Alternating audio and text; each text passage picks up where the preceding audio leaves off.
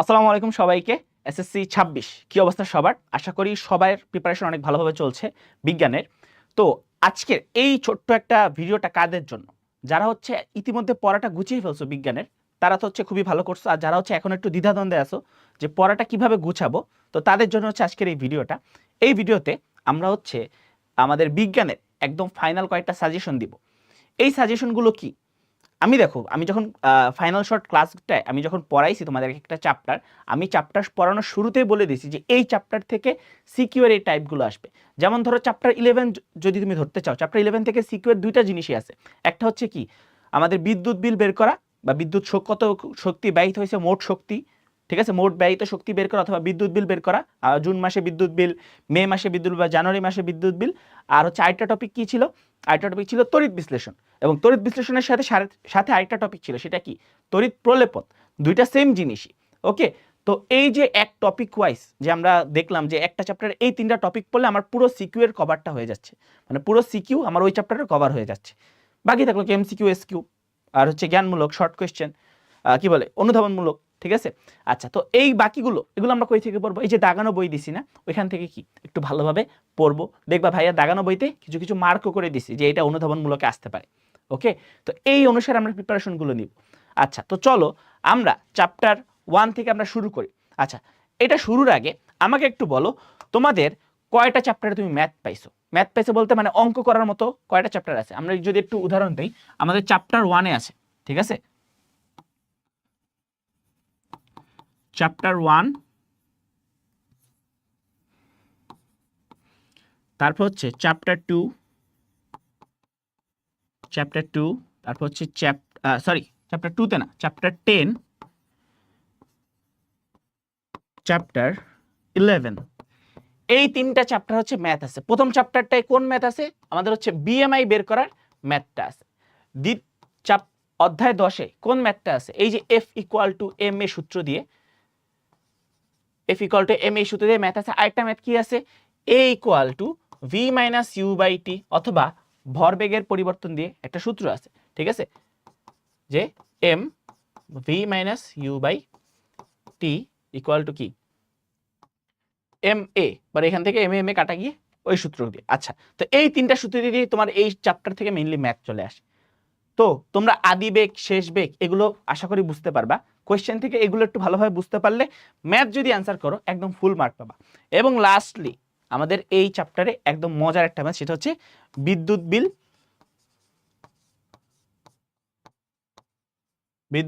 আর হচ্ছে ব্যয়িত শক্তি।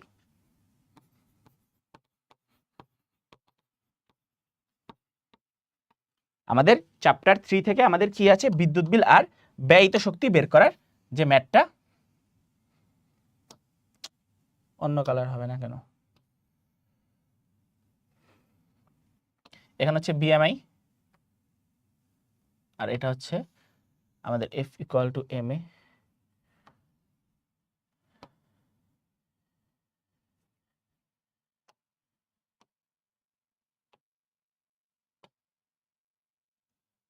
আচ্ছা, তো আমাদের এই সূত্রগুলো দিয়েই আমাদের এই তিনটা চ্যাপ্টারে ম্যাথ আছে। এখন যারা হচ্ছে এই সূত্র নিয়ে কনফিডেন্ট, যারা হচ্ছে এই সূত্র এবং ম্যাথগুলো নিয়ে কনফিডেন্ট, তারা ইজিলি এগুলো অ্যান্সার করবা।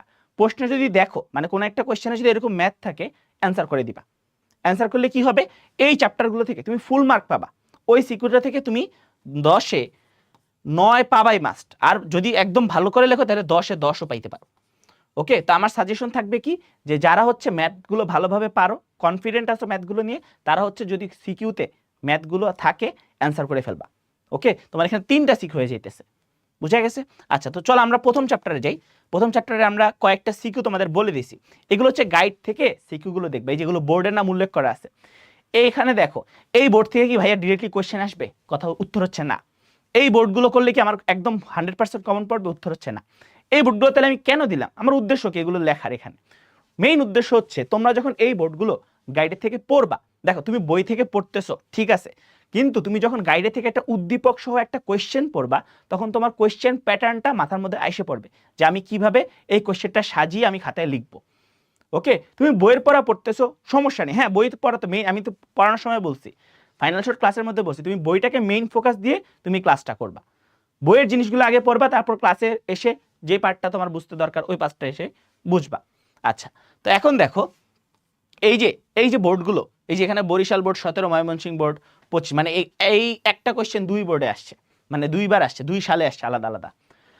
এখন এই সিকিউ গুলো করলে কি হবে ভাইয়া, এই চ্যাপ্টারে যে সিকিউ এর টপিকগুলো আছে কি কি আছে, চ্যাপ্টার 1-এ বিএমআই, তারপর হচ্ছে কি বলে শর্করা, আমিষ, স্নেহ, তারপর হচ্ছে তোমার ভিটামিন সমৃদ্ধ খাদ্য, ওকে, তারপর হচ্ছে খনিজ লবণ, তারপর হচ্ছে পানি। এরপর এই চ্যাপ্টারে আবার কি, এই যে কিছু কিছু অভাবজনিত রোগ আছে, ঠিক আছে, কোন ভিটামিনের অভাবে কোন ধরনের রোগ হয়, এই রোগগুলো নিয়ে এই সিকিউ দিয়ে। তো তুমি যদি এই সিকিউ গুলো একবার রিভাইজ করে যাও, তোমার কি এই চ্যাপ্টারের পুরো টপিকগুলো সবগুলো কভার হয়ে যাবে।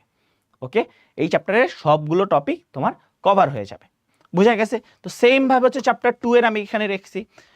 তারপরে যে চ্যাপ্টার 3 এর একটু বেশি, চ্যাপ্টার 2-তে কি আছে, চ্যাপ্টার 2-তে কি আছে, চ্যাপ্টার 2-তে হচ্ছে তোমার এই যে পানির বিশুদ্ধন, ঠিক আছে, বিশুদ্ধকরণ প্রক্রিয়া, ক্লোরিনেশন, ওকে। তো এই যে প্রক্রিয়াগুলো এগুলো আছে। তারপর হচ্ছে কি শিল্প কারখানা বর্জ্য কিভাবে পানি দূষিত করে, তারপর পানির পিএইচ কিভাবে আমরা কন্ট্রোল করতে পারি, পানি মাটি আমাদের হচ্ছে কি জলবায়ু, এই যে জলজ পানি সংরক্ষণে, তারপর হচ্ছে কি জলজ উদ্ভিদ সংরক্ষণে কি কি করতে হয়, এই জিনিসগুলো হচ্ছে আমরা এই সিকিউগুলো পড়লে কভার হয়ে যাবে।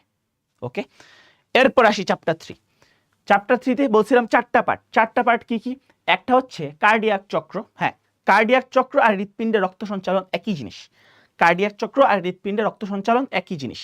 তো এই দুইটা জিনিস একসাথে পড়বা। ওকে, এরপর কি আছে, হৃৎপিণ্ডের গঠন, হৃৎপিণ্ডের চিত্র প্লাস হৃৎপিণ্ডের গঠন। এরপর আরেকটা কি আছে, এরপর আরেকটা হচ্ছে তোমার এই যে রক্তনালী, ঠিক আছে, রক্তনালী কোনগুলো, ধমনী, শিরা, কৈশিক জালিকা, এদের গঠন, ধমনী, শিরা, কৈশিক জালিকা এদের গঠন। এবং আরেকটা টপিক আছে সেটা কি, এই যে লোহিত রক্তকোষ, শ্বেত রক্তকোষ, রক্তকোষ নিয়ে যেই আলোচনাগুলো, ওইখানে তোমার দুইটার পার্থক্য বলতে পারে, মানে দুইটার পার্থক্য দেখাও, এই জিনিসগুলো হচ্ছে চ্যাপ্টার 3-তে আসতে পারে। আচ্ছা, এরপর চ্যাপ্টার 7 অম্ল, ক্ষারক, লবণ। এই চ্যাপ্টার থেকে আসে এই 3টা টপিক, অম্ল কি, অম্লের ব্যবহার, ক্ষারক কি, ক্ষারকের ব্যবহার, লবণ কি, লবণের ব্যবহার। এবং আরো কয়েকটা জিনিস আছে, সেটা হচ্ছে দেখবা অ্যান্টাসিড, তারপর হচ্ছে অ্যাসিডিটি কেন হয়, কারণ এবং প্রতিকার। এরপর আরেকটা টপিক আছে প্রশমন বিক্রিয়া, ঠিক আছে, প্রশমন বিক্রিয়া। তো এই চ্যাপ্টার থেকে এই 3টা, আর সাথে হচ্ছে যেগুলো বললাম, অ্যাসিড কি, অ্যাসিডের ব্যবহার, ক্ষার কি, ক্ষারকের ব্যবহার, লবণ কি, লবণের ব্যবহার। বুঝা গেছে? তারপর নেক্সটে আমরা যদি যাই, আমরা দেখবো চ্যাপ্টার 10-এ কয়েকটা সূত্র দেখো, F = ma, এটা দিয়ে একটা ম্যাথ। তারপর A = V - U/T, এটা দিয়ে আরেকটা ম্যাথ। বুঝা গেছে? এটা কি ত্বরণের সূত্র, এটা হচ্ছে ত্বরণ, এটা হচ্ছে আমার শেষ বেগ, ইউ হচ্ছে আদি বেগ, টি হচ্ছে সময়। ওকে, এই দুইটা জিনিস দিয়ে ম্যাথ আসবে, আর বেশি কঠিন করবে না আশা করি। আরেকটা হচ্ছে কি ভরবেগের সূত্র ছিল, P = mv, অথবা ভরবেগের পরিবর্তন যদি বলি P = m v - u। বুঝা গেছে? এই সূত্রগুলো দিয়ে ম্যাথ আসবে। তো চেক করবে, তোমাকে যদি একটা বল বলে তখন তোমাকে শুধু ভরবেগ চাবে, যদি দুইটা বল বলতেছি কেন, যদি একটা বেগ বলে তখন হচ্ছে তোমার শুধুমাত্র ভরবেগ চাবে, যদি দুইটা বেগ দিয়ে বলে যে ভরবেগ বের করো, তার মানে তোমার কাছে ভরবেগের পরিবর্তন চাইছে। তোমাকে দুইটা বেগ দিয়ে বলবে, মানে কোয়েশ্চেনে বলে দেবে যে ভরবেগের পরিবর্তন, তোমাকে লিখেই দিবে, অত কঠিন করবে না।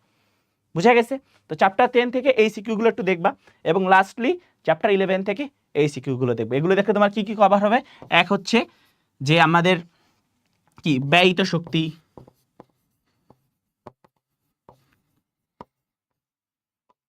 বিদ্যুৎ বিল, ব্যয়িত শক্তি, বিদ্যুৎ বিল। তারপর হচ্ছে আমাদের এই যে তড়িৎ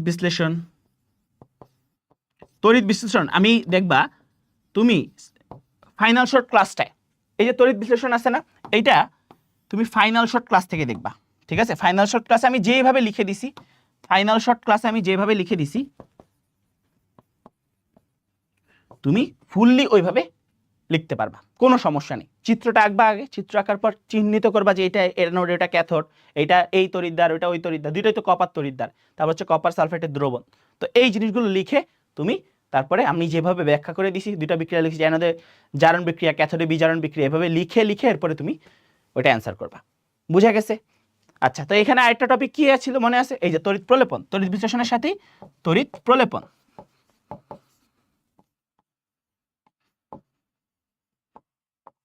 তড়িৎ বিশ্লেষণের সাথেই তড়িৎ প্রলেপন।